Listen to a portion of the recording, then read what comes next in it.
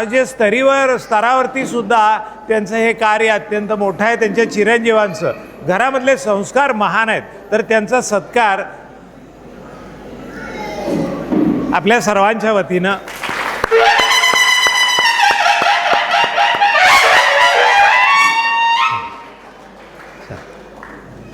ओम रामकृष्ण हरी. छान वाटलं. धन्यवाद. छान वाटलं तुम्ही आलात. परवा आपलं बोलणं झालं. पुन्हा भेटूया आपण. हां, चिरंजीव आले की त्यांना एकदा सांगा. ओके.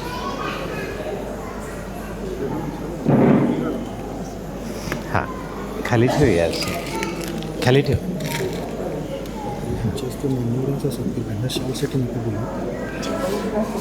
चलो आगे बढ़. नाही, त्यांना घरी काहीतरी अर्जन्सी. तर प्रसाद घेऊन जा. बरं काय, प्रसाद घे. प्रसाद थोडा ठरवा चालेल. हां, मी बोलायचं आहे. बरं,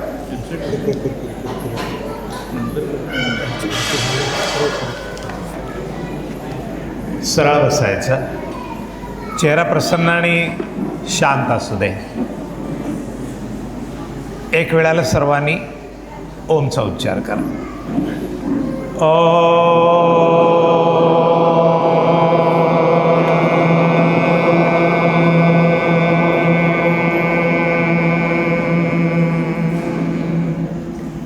गुरुर्ब्रह्मा गुरुर्विष्णू गुरुर्देव महेश्वरा गुरु साक्षात् परब्रह्म तस्मै श्री गुरवे नमः.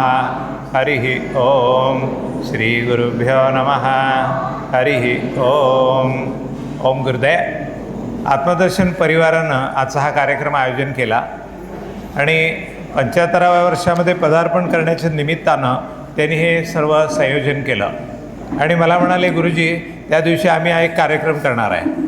तर तो त्यांनी त्यांच्या मनापासून ठरवला आणि त्या दिवशी मला असं वाटलं की हे भारतीय संस्कृतीचं ज्ञान आपण सगळे आत्मसात करत असतो ना, हे कुणाच्या कृपेनं, तर संतांच्या कृपेनं करतो. आणि या सगळ्याचं जे काही सामर्थ्य आहे, जी काय ऊर्जा आहे, ती कुठून येते, तर त्या गुरुपरंपरेतून येते, संतांच्या सान्निध्यातून आणि सत्संगातून उद्भवत असते. म्हणून आज असं ठरवलं की सर्व संत आपल्या संपर्कातले जे जे आहेत, अनेक जरी असले तरी ज्यांना आज वेळ आहे, असे सगळेजणांना जेव्हा त्यांना विचारलं की असा असा एक कार्यक्रम आहे, त्यामध्ये तुमचे आशीर्वाद असावेत म्हणून, तर मी असं ओळीने 15 जणांना फोन केले. सगळ्यांचं 100% हो आम्ही येतो की. म्हणजे त्यांचे आशीर्वाद किती हृदयापासून आहेत ते मला अनुभवायला मिळालं. आणि मी खरोखर तुम्ही सगळ्यांनी हो म्हणाला की माझ्या डोळ्यात पाणी यायचं. कारण गेले अनेक वर्ष आत्मदर्शन सत्संगाच्या निमित्तानं आपण एकत्र येतो आहे. भगवतीचे 18 अध्याय आमच्या दत्तराजानंद परमपूज्यांनी, आमच्या पुरुषोत्तम फाटकांनी, या सगळ्यांनी, म्हणजे कुठल्याही गोष्टीला अध्यात्मातल्या मुळामध्ये शिरल्यानंतर परमपदापर्यंत कसं जावं याचे बारकावे सांगणारी मंडळी आम्हाला मिळाली. हे आम्ही खरं भाग्य मानतो. आणि कोल्हापूरमध्ये आध्यात्मिक स्तरावरती एकत्रित येण्यासाठी एक व्यासपीठ कोल्हापूरमध्ये आत्मदर्शनच्या निमित्तानं ते सगळ्यांना आपलं वाटतंय, हे खूप महत्त्वाचं आहे. आणि त्यासाठी एकत्र येऊन तो एक अभ्यास वर्ग म्हणून आज केला जातो. प्रवचन ऐकण्यासाठी आपण येतो असं नसून तिथे यावं, अभ्यास करावा, चर्चा करावी आणि त्यातून अधिकाधिक मुद्दे आपले परिपक्व व्हावे, या दृष्टीनं सगळे एकत्र येतात. आणि एक तेजस्वी आणि सुंदर अशी तिथली जी व्हायब्रेशन कंपन आहेत ना, तिथे आले की शांत वाटतं. का तर ही सगळी मंडळी तिथे येत असतात, मार्गदर्शन करत असतात. तिथे आलं की इतकं शांत आणि प्रसन्न वाटतंय ना. म्हणून मला असं वाटलं की या सगळ्यांचं दर्शन आपल्याला सगळ्यांना व्हावं आणि या निमित्तानं व्हावं. हां, तर आज ते सगळेजण इथे आले आणि त्यांनी आम्हाला मार्गदर्शन केलं. 1-2 जणं बोलायचे राहिले, आबा तुम्ही राहिला आणि 1-2 जणं राहिले. हां, पण खरोखर सांगू, ही सगळी हृदयातली एकत्वाची सगळी मंडळी आहेत. वेगळे नाहीच आहे आपणही सगळेजण एक केव्हा येतो, आध्यात्मिकता असते तेव्हा एक होतो, वेगळेपणा उरत नाही. तर ही जी सहजावस्था आहे आणि प्रत्येकातला परमेश्वर दाखवण्याचं सामर्थ्य ह्या प्रत्येकामध्ये आहे. हां, हे एक एक शब्द बोलायला लागले की असं वाटतं की यांनी थांबूच नये. इतकं प्रत्येकामध्ये सामर्थ्य आहे, त्यांचा अभ्यास आहे. साधना आहे, तपश्चर्या आहे आणि संपूर्ण समाजामध्ये मार्गदर्शन करणारी मंडळी असल्याशिवाय त्या समाजाला उन्नत अवस्था येत नाही. आपण भारतीय संस्कृतीचं कार्य जे करतोय ना, होतंय ना, घडतंय ना, हे सगळं परंपरेतनं आलेलं ज्ञान सांगणारे लोक असतात. त्यांच्या सान्निध्यात जावं, सत्संगात जावं आणि ते विचार आपणही आत्मसात करावे, अशी ही सगळी मंडळी आहेत. तर ते आज सगळे इथे आले, खरोखर मला धन्यता वाटली. खरोखरच आपण पुन्हा एकदा त्यांचं टाळ्या वाजून कौतुक करूया आणि त्यांचं दर्शन, त्यांचे विचार सविस्तर आपल्याला कसे मिळतील यासाठी आपण नेहमी सत्संगामध्ये राहूया. खरोखर प्रत्येकजण हा परमेश्वरच आहे. कुणाकडे पाहिलं तर ब्रह्मस्वरूपच आहे. एक सुंदर विश्वनिर्मिती पण आहे आणि अंतरंग स्वच्छ शुद्ध निर्म करून आत्मस्वरूपाचं ज्ञान प्राप्त करण्यासाठी जे काही प्रयत्न असतात ते सगळ्यांच्याकडून जेव्हा होत असतात तेव्हा ती तळमळ असते. तशी तळमळ असलेले सर्व संत आहेत. आपल्या दर्शनानं आम्ही सगळेजण भारावून गेलेलो आहोत. धन्यवाद आपण सगळे इथे आलात त्याबद्दल. आणखीन म्हणजे हे जे आत्मदर्शन सहज पूर्ण आहे ना, हे पहाटेची जाग आली, क्लिक झालं की मी उठल्यावरती पहिलं आवरून घेतो आणि त्या माझ्या अभ्यासिकेमध्ये जातो, डायरी काढतो. ते आपोआप घडतं. मी करतो असं मला कधीच वाटलं नाही. आणि पेन घेऊन डायरीवर जेव्हा मी पेन टेकवतो त्यावेळी मला माहीत नसतं मी काय लिहिणार आहे. आणि मग त्यावेळी जो क्लिक होतं आहे ते लिहायला सुरुवात केली की पूर्ण वाक्य, पूर्ण पान संपेपर्यंत माझं पेन उचललं जात नाही. ही काय कृपा, ही परमेश्वराची आणि संतांची असल्याशिवाय ते होत नाही. आणि ते मला अनुभवाला आलं. म्हणून हे जे काही आहे हे सर्व काय आहे ना, ते सगळं सद्गुरू संत त्यांची कृपा तिथे आहे. आपलं त्यामध्ये शून्य आहे असं मी मानतो. कारण शेवटी सगळ्यांच्या सान्निध्यात आल्यावरती जे संस्कार येतात ना तेच पूर्ण होतात. दुसरे तरी कायच पूर्ण होणार आहे. म्हणून या सगळ्यांच्या सहवासामध्ये आल्यानंतर जे काही स्फुरण झालं ते यामधून आलेलं आहे.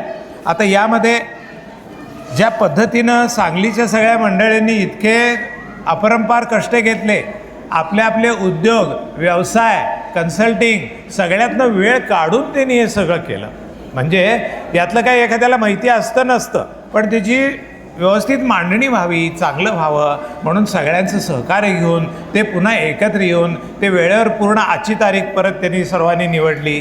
तर हे सगळं त्यांचं जे काही कार्य आहे हे खरोखरच अध्यात्माच्या दृष्टिकोनातून अत्यंत मोलाचं आहे. कारण हे विचार आपल्या प्रत्येकापर्यंत जातात.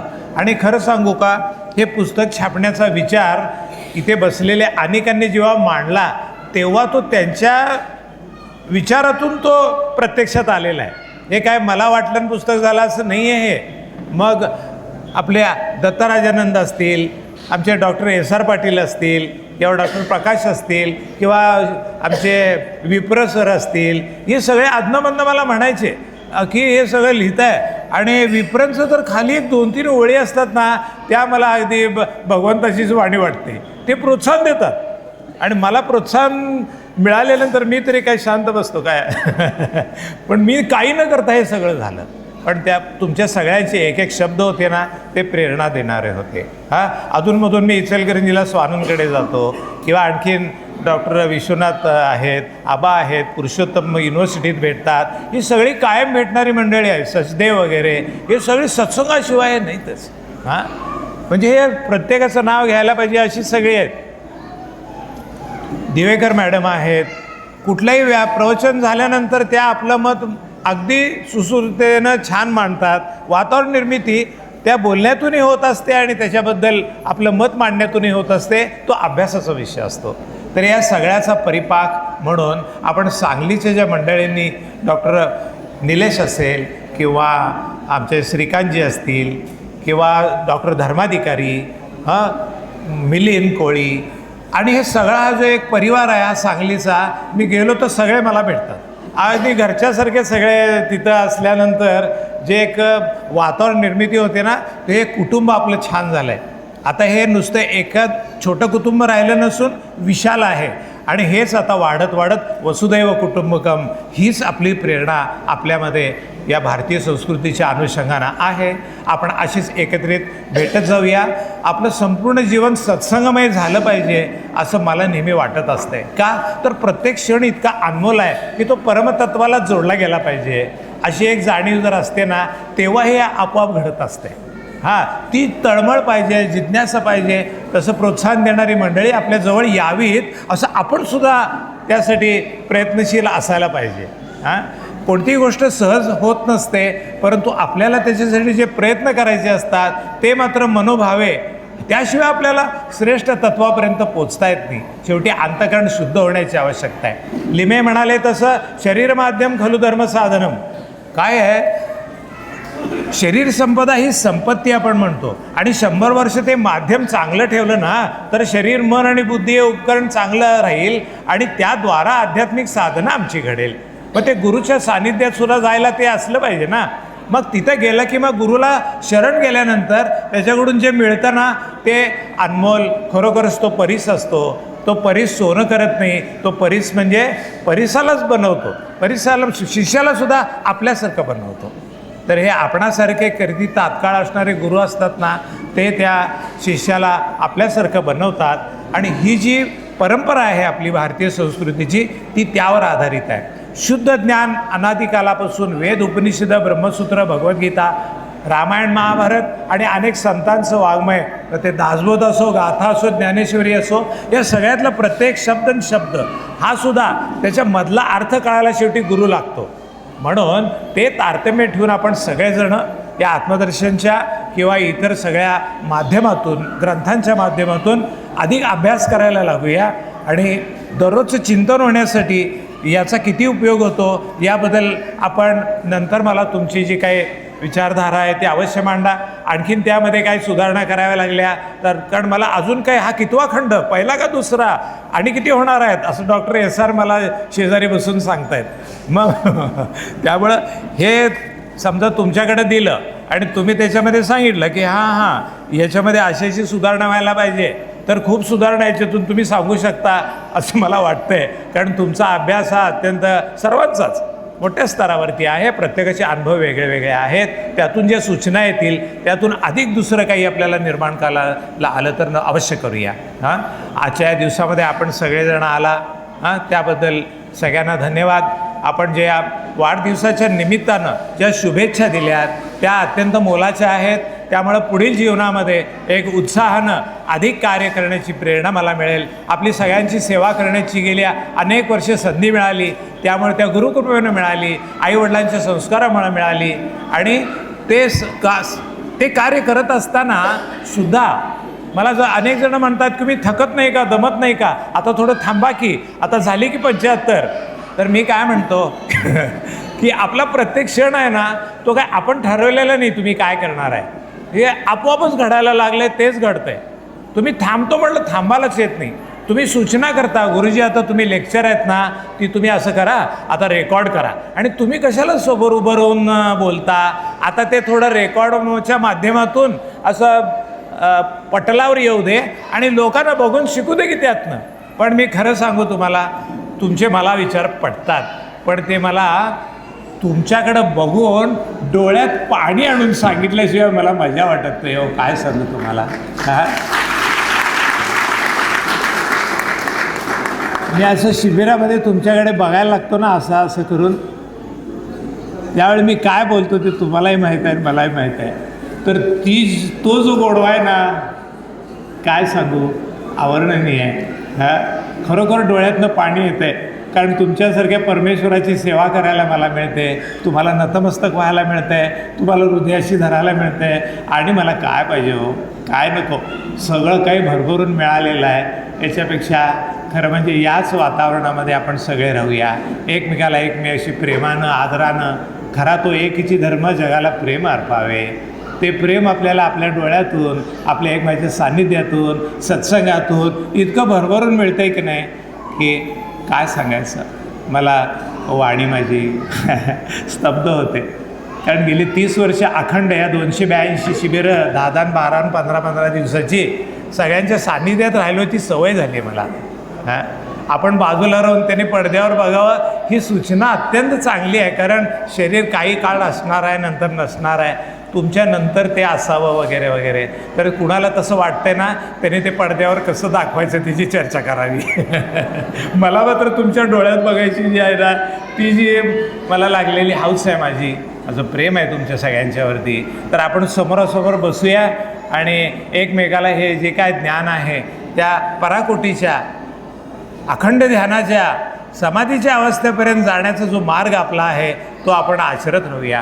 हां, तशी सद्बुद्धी त्या सद्गुरू संतांच्या कृपेनं लाभावी असं मला वाटते. आणि हे आध्यात्मिक कार्य हे सगळ्यांचं चाललेलं आहे, हे अखंडपणे पुढच्या पिढ्यापर्यंत योग्य पद्धतीनं पोचावं असं मलाही वाटतंय. त्याच दृष्टीनं आपण सगळेजण एकमेकाला सूचनाही करूया आणि पुढे जाऊया.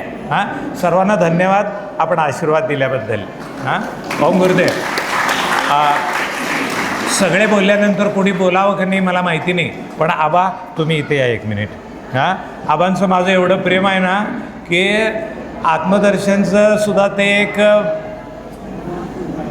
तुम्ही 2 शब्द बोलल्याशिवाय मला मजा नाही वाटणार. बोला. त्यांचे गुरु विनयानंदजी हे माझे हृदयस्थ आणि त्यांचे शिष्य मला म्हणाले आबांना तुमच्याकडे सोपवलं की, त्यामुळे हे माझे शेजारी आमची विनयानंद आणि आबा एकत्र आल्यासारखं आहे. बोला तुम्ही 2 शब्द. हां, नदी सागरी मिळावी, हां, तिची अपार शक्ती वाया जावी, अशी ईश्वरी इच्छा नसावी, बरं, कामी यावी सर्वांच्या, तैसीच मानवाची शक्ती आणि बुद्धी, गावी नांदवावी रिद्धिसिद्धी नाना प्रयत्ने. असा हा तुकडोजी महाराजांचा अभंग आहे. जशी नदी सागराला मिळत असताना आजूबाजूच्या गावांना परिसराला आनंद देत जात असते, त्याप्रमाणे आपलंही जीवन त्या नदीसागर असावं. ते आपलं ज्यावेळेला जन्मापासून ज्यावेळेला ते वाहत राहतं आणि त्याचा शेवट होणार असतो, तो व्यापक व्हावा. आणि तो व्यापक होत असताना आजूबाजूच्या तीरावरच्या आपल्या जवळ येणाऱ्या सर्व लोकांना त्याचा स्पर्श व्हावा आणि त्याच्यामधून एक आनंद, सहकार्य अशा पद्धतीचा जीवनाचा प्रवास व्हावा. असं जीवन श्री